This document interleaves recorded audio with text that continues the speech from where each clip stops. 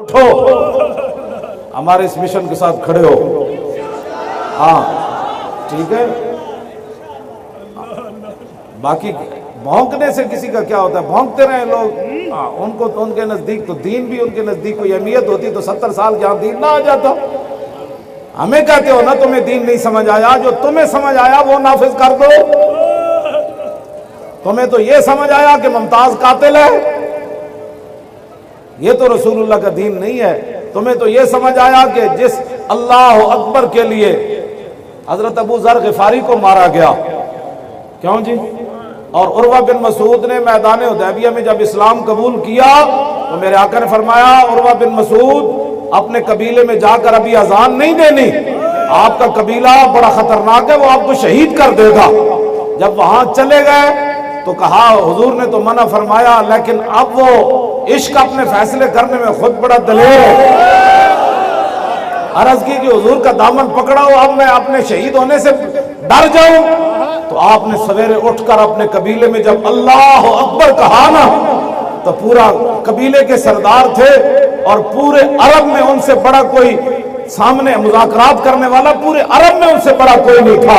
लेकिन जब दामन मुस्तफा पकड़ा तो सुबह जब घर पहुंचे तो अजान का टाइम हो गया, आपने पहुंचे, अल्लाहु अकबर अल्लाहु अकबर।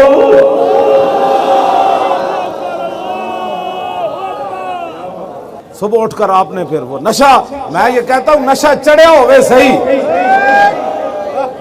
ते दुनिया दी कोई तुरशी उस नशे को उतार नहीं सकती। हाँ जी, क्यों जी, हाँ नशा तो आया होवे सही जी, हाँ फिर दूसरे ਨੂੰ ही चढ़ा देंदा। मेरे आका ने मना भी फरमाया कि तुसी अजे नहीं उथे जाके इस्लाम की गल करनी, लेकिन कमाल है, इश्क सुल्तान अस्त बुरहाने मुबीन, इश्क रा हर दो आलम जेरे नगी। इकबाल कहता दोवें जहान थले ते इश्क उत्ते, क्यों जी, ये बादशाह भी है तो खुली दलील भी है। इश्क सुल्तान अस्त बुरहाने मुबीन, इश्क रा हर दो आलम जेरे नगी। ला जमानो दोशो फरदा यजू, ला मकानो जेरो बाला यजू। इकबाल कहता है ला जमान, इसका जमाना कोई नहीं, लेकिन क़यामत तक जिस भी जमाने में नाम किसी का लिया जाएगा तो इश्क की वजह से ही लिया जाएगा, अपना जमाना कोई नहीं।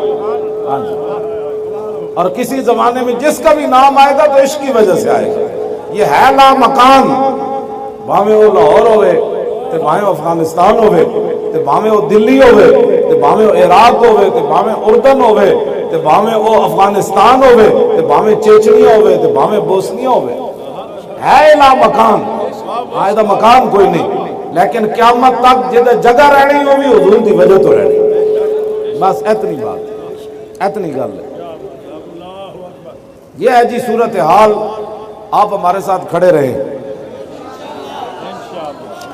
जे मेरा मरना इत्थे लिखिया ना भाटी चौक ते मैं घरों आओ फिर किसी बहाने इत्थे आके मरना है, भावे मैं उमरे ते भी गया होवांगा ना ते फरिश्ता मैनूं देख के फिर इत्थों ने लियाना मैं इत्थे मर, तेरी जगह जो है लिखी इत्थे तू मर, ठीक है जी। हाँ जे इत्थे मरना नहीं लिखिया तो फिर मैं इत्थे मरना कोई नहीं। हाँ जी, हाँ अब बस इतनी बात, क्यों जी। फिल जुबन आरुन व फिल इकबाल मकरमतुन, जो तलवार मेरे आका मौला ने हजरत अबू दुजाना को दी ना मैदान ओद में ऐसे उठाकर, उसके ऊपर लिखा था बोझदिली इंसान के लिए वैसे शर्मिंदगी है। ए उसवा हसना किसी ने क्यों नहीं दसा जी, भाई हुजूर दी तलवार उत्ते भी है लिखे। फिल जुबन आरुन, वहां लिखा हुआ था कि बोझदिली इंसान के लिए वैसे नंगोहार है। वफिल इकबाल मकरमतुन, आगे बढ़ना इंसान के लिए इज्जत है। इकबाल माना आगे बढ़ना, आगे बढ़ना इज्जत है। मकरमतुन, मकरमतुन, फिल जुबन, जुबन बोझदिली, क्योंकि ऐसे था तो हालात नहीं ठीक। हुजूर ने फरमाया ये वैसे नंगोहार, आगे बढ़ना इज्जत है। और आगे मेरे आका ने क्या इरशाद फरमाया, फरमाया वल मरो बिल जुबन ला यंजू मिनल कदरी। मैं सुन लो वो दहन जिसकी हर बात वही खुदा, चश्मा-ए इल्म व हिकमत पे लाखों सलाम। फरमाया सुन लो, क़यामत तक कोई बंदा अपनी बोझदिली की वजह से तकदीर से नहीं बच सकता। जब तकदीर आनी है तो वो भाग रहा हो फिर भी मौत आनी है, ऐसे खड़ा हो फिर भी आनी है। जेड़े सानू ताने दी फिर देना ते जब आनगे ना इजराइल ते कहना जरा जनाब मैं तो बड़ा बोझदिल जिहा बंदा, उन्हें क्या हुण बोझदिल ने या ताकत वाले लम्मा पाओ।